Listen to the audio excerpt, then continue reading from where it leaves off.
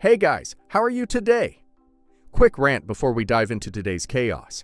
As some of you might have noticed, YouTube's algorithm has decided I'm not special anymore. Shocking, I know.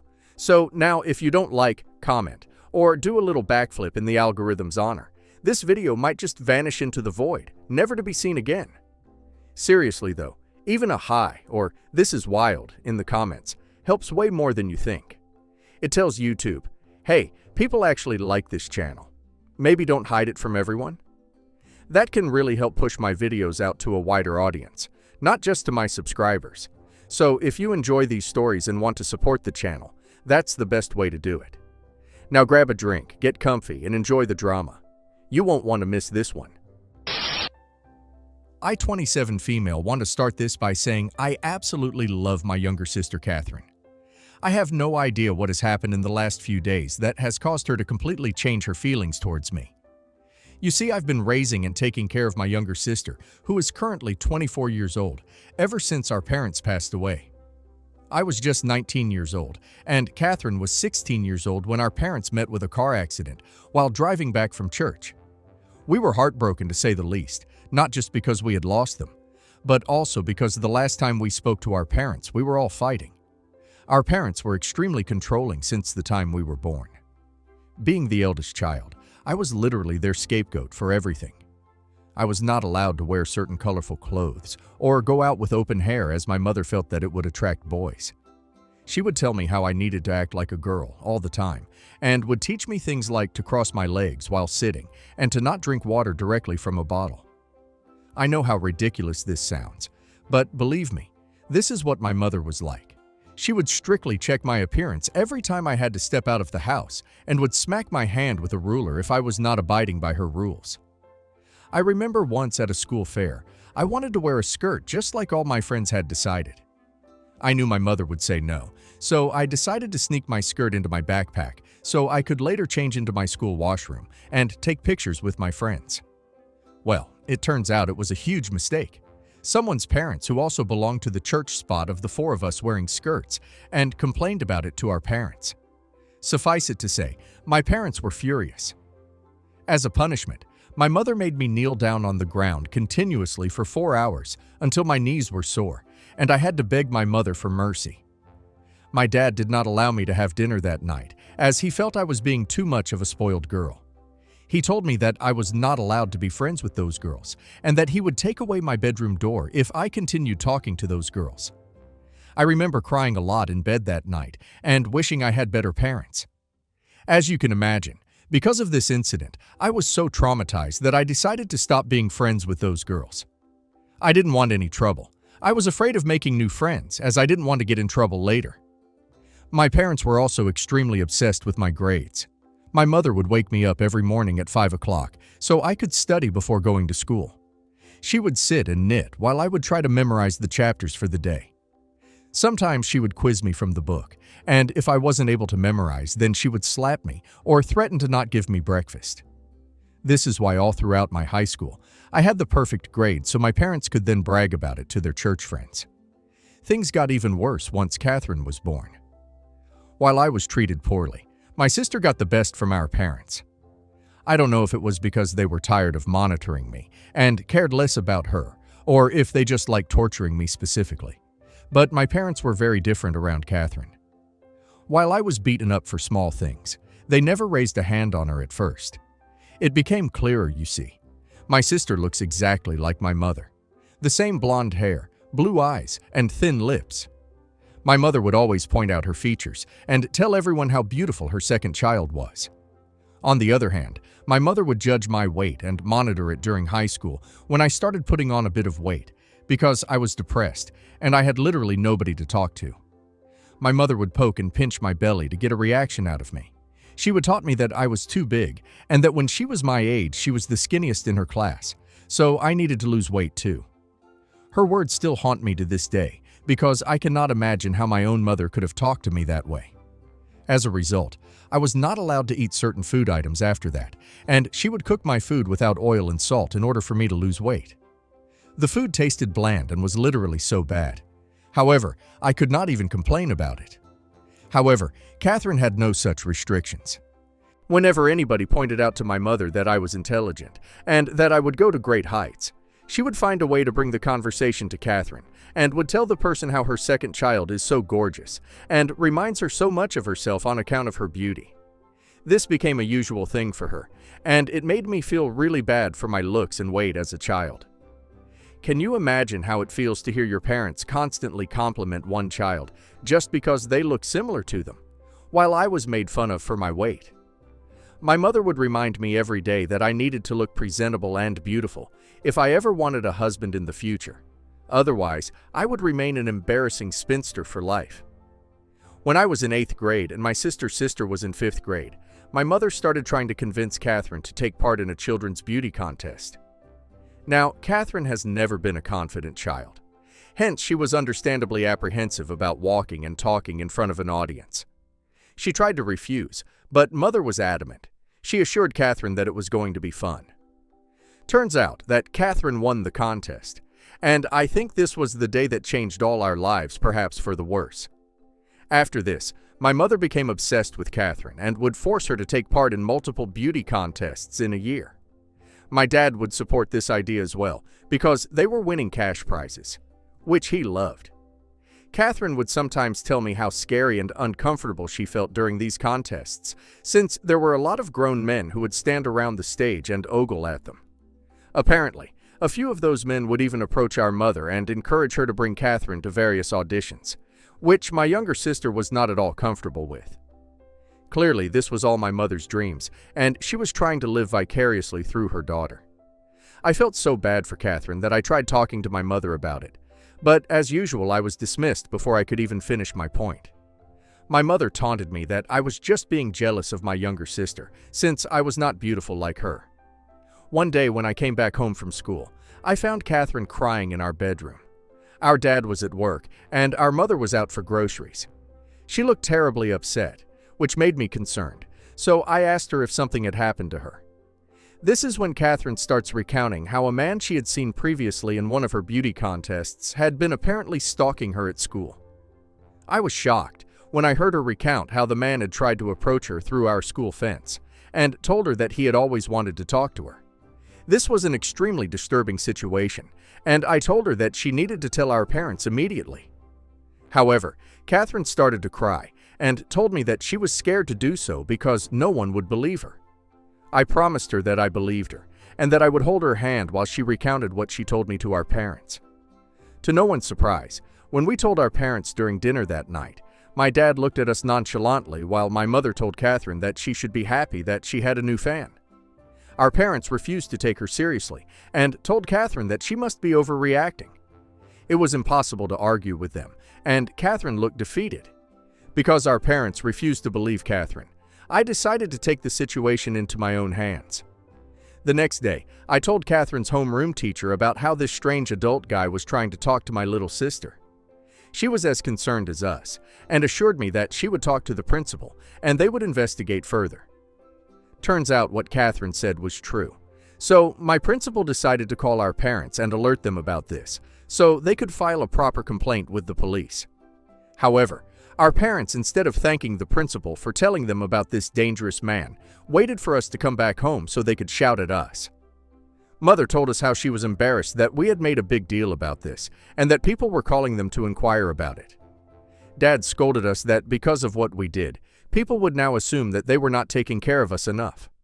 They shouted a lot at Catherine and told her how lucky she was to be this beautiful, since she didn't have the brains to survive in this world. They refused to let us have dinner that night and sent us to bed hungry. I heard Catherine cry in hunger throughout the night, and I felt so bad for the both of us.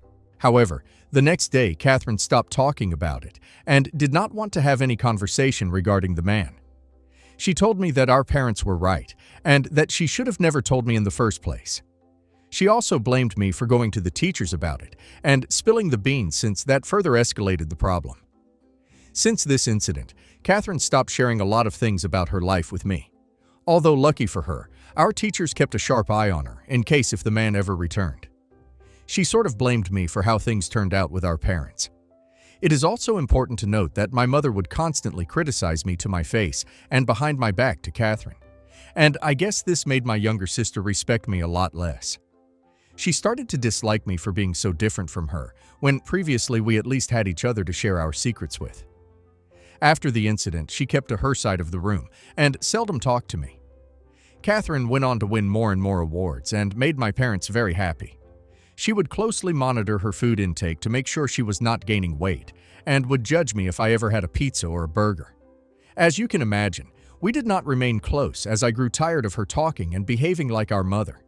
She would even taunt me just like our mother to lose weight, even though I was never overweight to begin with. But in their minds, they expected women to look a certain way and hated me for looking different. When I started wearing glasses, she would sometimes tease me about how embarrassing it was for her to have an older sister who looked like me, and that her classmates would tease her about it. As much as I felt bad for myself, I felt bad for her too for turning into our mother. When I graduated high school, I could not wait to leave my house and finally be free at college. But it turns out my parents did not want me to pursue higher education. They started to tell me how they knew a nice church guy who was looking to get married, and that they had discussed and felt I would be perfect for him. Just out of curiosity, I asked them about who it was, and it turned out to be a 32-year-old guy they knew from church. I almost puked when I found out, and I could not believe the audacity my parents had to even think about this. My mother tried to convince me that being 18 was the best age for me to get married, and that I may not get such a good guy ever again. I vehemently refused and started applying to colleges so I could get out of the hellhole as soon as possible. I also took up a part-time job so I could earn some money in the meantime. When my dad realized that I was earning money, he started to insist that I needed to start paying him money for my groceries and bills, as he didn't want to house a freeloader like me. I had no choice but to agree. Weeks and months passed by, and I was not getting any reply back from college, which worried me. I knew I was an excellent student, so there was no reason why a college would not select me. But even if they didn't, I would at least receive a rejection letter. One morning when I woke up early, I found my mother sneaking mail from our mailbox into her closet. My suspicions were up, and as much as I wanted to confront her about it right then and there, I knew she would not give me a straight answer, so I waited for her to get out of the house for errands. Later, when she left, I checked her closet, and this is how I found out that my mother had been hiding letters from my college for the past few months. I opened the letters to discover that I had been accepted into 2 universities, which almost made me cry tears of joy. One of these universities was offering me a full scholarship, as long as I could maintain excellent grades. I immediately called back the college number, so I could accept their offer and agreed to send all my documents that day. For the first time in a long while, I breathed a sigh of relief as I realized that I was finally getting out of this house. I knew there was no reason to confront my mother about her hiding my letters, as she would deny it and come up with an excuse. Hence, I kept my mouth shut until it was time for me to move away to college. Unfortunately, my mother found out that the letters in her closet were missing and immediately confronted me about it. She didn't even try to deny it, as she directly asked me if I had found the letters, and I replied yes. She then started to shout at me for going through her things, and told me that I needed to drop this idea of going to college, as this is where girls go to get pregnant. I laughed, hearing how ridiculous she sounded, as she then continued telling me that I needed to find a guy and settle down, as nothing is more important for a woman than becoming a mother. I told her firmly that I had already been accepted into college with a full scholarship, so whether I liked it or not, I would be moving. She was furious that I was trying to rebel against her. Later, when Dad came back home, she complained to him about me, telling him how I was trying to sneak off to college behind their backs. He joined my mother to shout at me and demanded that I call back my university and reject their offer. I refused, so then he told me that I needed to empty my bank account and pay him every penny I had saved up in the account to pay him back for taking care of an ungrateful child, like me all these years. I told them that there was no way that I would give them any more of my money, and that I had worked so hard to save up for college so I could survive on my own. This infuriated my dad, and he asked me to get out of his house. Now, these are words that no child would like to hear from their parents, but that was the reality for me. At the age of 18, I was kicked out of the streets. Throughout our fight, Catherine refused to speak up for me or offer me any help.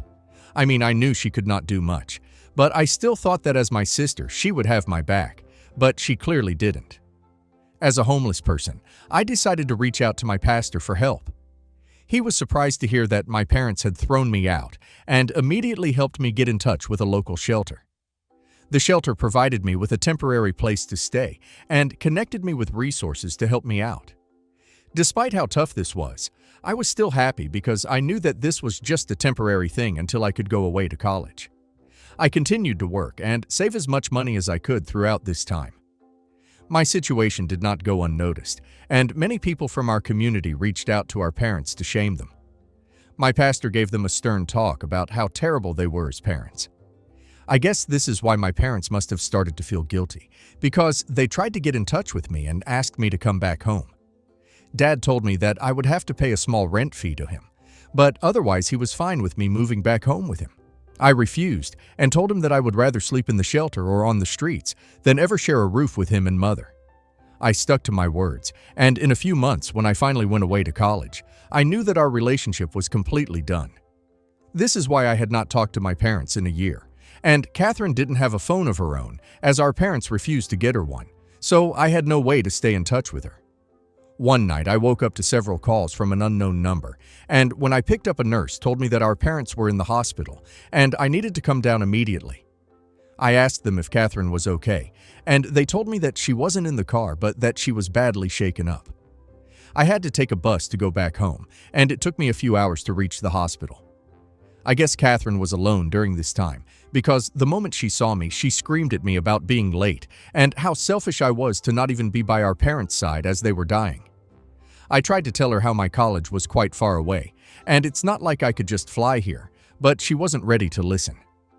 Later, when we talked to the doctors, they told us that our parents were in critical condition, and there was a high chance they might not recover. Hearing this, Catherine broke down crying while I held her and tried to be strong. I know I didn't have the best relationship with my parents, but I still didn't want them to die. Catherine was clearly a mess, and I did not know how to handle the situation alone. A few days later, our parents passed away in the ICU. All our parents' friends helped us organize the funeral and made sure to support us during this difficult time. After the funeral, our dad's lawyer informed us that he had named Catherine to be the sole inheritor of the house and their bank account. I was not surprised by this, because by then I already knew who the favorite child was. Catherine didn't even blink or question why our parents had left her everything. However, since Catherine was just 16 years old at that time, she could not stay on her own. This was a huge problem, and she got scared that she might be up in an orphanage. We didn't have a lot of close relatives who were ready to take in Catherine, so I decided to step up. This is why I had to drop out of college in order to take care of my minor child. Looking back, I was a fool to do so, but at that point, as an older sibling, I had no choice. I could not just think about myself. I needed to think about Catherine also. While she continued to study high school, I decided to get a job so I could earn my own money. Not a lot of companies like to hire an adult without a degree, but lucky for me, some of the people in my community helped me out in getting a job as a secretary. In the beginning, I wasn't earning well, but over the years, my pay has increased significantly. During that time, I spent all my days and nights taking care of my little sister and making sure that she had everything. While she could withdraw some money from our parents' account during an emergency, she still didn't have full access as she was a minor, so whenever she was short of money for school or extra expenses, I bore them without any complaints. After graduating high school, I encouraged Catherine to apply to universities, expecting that she could get a degree unlike me at least. However, all my dreams were shattered when Catherine informed me a few months ago that she had been secretly dating a guy for the past couple of years, and they had decided to get married. I was shocked to say the least, because I had no idea that my sister, who always looked so innocent, even had a boyfriend to begin with. I was also confused about why she had kept it hidden from me after our parents had passed away. But when I questioned her about it, she told me that she didn't think it was that much of a big deal. She then went on to say, without missing a beat, how she would love for me to organize her wedding since I had such good tastes. I was surprised that she wanted me to be involved since she never liked the way I dressed or for my hairstyle. However, I thought maybe my sister had grown up, and this was a chance for us to bond. Throughout the wedding planning, whenever I would tell Catherine that I wanted to meet the guy, she would come up with an excuse about why I couldn't see him. One time I put my foot down and demanded that I needed to meet the guy she was about to marry, so she let me talk to him on the phone. He sounded decent, so I knew this was very much real and was in fact happening. He told me that they had been in a long-distance relationship for a few years, and that was the reason why I'd never found out about it. Catherine and her future husband told me that they were having a wedding in his city, so it would be convenient for his parents, and that he was going to fly us both out there. He assured me that he was grateful for me to plan the wedding for him and organize everything since he didn't want Catherine to worry. I felt this was really sweet of him. Yesterday, in the early mornings, I could hear some scuffling, so I woke up to check out the noise. I noticed Catherine tiptoeing her way around the house as she got ready. I also noticed that she had her luggage packed. Having just woken up from a sleep, I was confused for a moment, so I looked at her curiously. When I asked her about where she was going, she jumped in fright as she had not seen me standing silently in the stairway. I asked her if something had happened, and she turned red in embarrassment as if she was trying to hide something from me. She then looked me straight in the eye and told me that she had hoped I would not have woken up since it would have made things so much easier. I asked her what she meant, and she went on to tell me that she was leaving. She told me that now that she was getting married, she didn't want to live in this house anymore. My eyes widened in surprise as I searched her face, trying to decipher if she was pranking me or not. I asked her what about her house, and she replied that she had already contacted a real estate agent and given them a copy of her keys so they would be showing it to potential customers. I then asked her, what about me, since she was doing all these things without even giving me a heads up or discussing it with me? Catherine shook her head and told me that there was nothing for her to discuss and that she knew I would overreact, which is why she wanted to silently walk away from me. I don't know why, but hearing her hurtful words, my eyes filled up with tears, which only made Catherine more irritated, I guess. She continued to tell me how she had hated living with me all these years, and she never really considered me as her sister, which is why she didn't want her future husband to meet me. I asked her what about the wedding, and she laughed, telling me that I was ridiculous for even asking about it, because I should know my place and that I was just an unwanted trash in her life. She then informed me that her cab was waiting outside to take her to the airport, so she didn't have time to answer any of my questions. Before closing the door, she told me not to ever contact her again and that I should move out as soon as possible so that the house could be sold in time. After she left, I remember sitting down on the floor and just taking it all in. For a moment, I felt like I was in a bad dream, but this very much seemed real. I started to cry as my heart broke, knowing that my sister, the only family I had left, hated me so much as to disk me now that she was clearly done using me. I had given up my scholarship, degree, and dreams to take care of her, and she had tossed me aside like I meant nothing. In a fit of anger, I decided to call the wedding florist and singer to cancel their appointments. I had been paying for them as a gift to my dear sister, but now that I knew I wasn't invited, I felt no obligation to continue. I know my sister is in for a surprise since she won't be able to rebook them, especially the singer who will likely get booked up. She's probably going to call and shout at me, but I don't care. I am so hurt by her betrayal. I just don't understand where I went wrong in my life. Did I do something to make my sister hate me so much? Am I an a-hole for being petty and trying to get back at my sister after being uninvited from her wedding?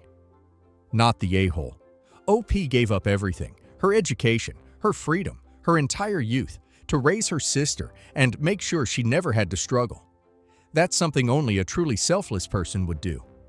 The fact that she has turned around and treated OP with such cruelty shows how deeply OP's parents' favoritism shaped her. OP is not being petty by canceling those wedding services. OP is simply reclaiming the respect she has been denied for years. OP deserves peace, not to be treated like an afterthought by someone she raised. And now let's hear community's opinion. Your sister sounds like a product of your parents' toxic behavior. She learned from a young age that you were the one to blame, the one to criticize, and that she could get away with anything. You stepped up and became her parent when you should have been building your own future. And instead of gratitude, she's using you as an emotional punching bag. Don't feel guilty about standing up for yourself now. She'll realize too late that no one will ever love or sacrifice for her the way you did. Not the a-hole. You spent years sacrificing your happiness and your future so she could have one. She's grown into a person who sees your kindness as weakness, and that's heartbreaking. Canceling her wedding arrangements isn't petty, it's fair.